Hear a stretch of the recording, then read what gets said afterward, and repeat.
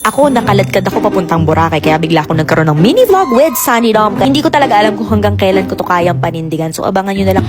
Kami, nandito na sa Batiklan. Hindi naman mahangin dito, actually. Ito yan sila Nakshi ko. Speak Tagalog. Arte ng... Ano, te? English with Spanish only. Hampaling ko kayo. Hindi pa kami fully furnished kasi nga nauna mag-book ng flight ang mga Pocahontas. Kaya kami, eto, very late ang mga atake. Ito, may bilingera pa sa harap ko. Yung buhok mo nakakain ko na or what? Malapit na kami sa hotel neto. At sorry, sobrang warlak agad kakarating pa lang.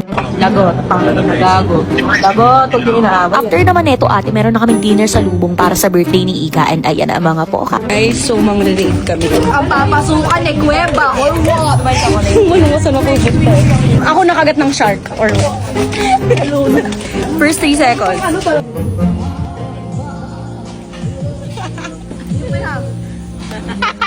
Tapos na. Tama na, Ter. Tama Dito pa lang nagpaplano na kami paano namin ibibigay yung cake ni Ika. Ate, happy birthday sa'yo. Ako pa yung na-prank mo. Birthday ko ba or what? Tapos na kami kumain, te.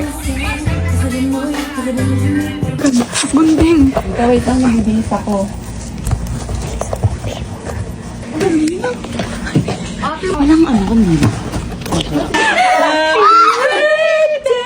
Happy birthday! Eto na nga ang twist. Oh. Alam nyo na, isusurprise. ko na eh. Kami yung na-surprise or what? Alam mo, Baboy! alam mo, Ter. Kakainis, gago. Paano ko nakita? Dito nakalagay sa maleta ko.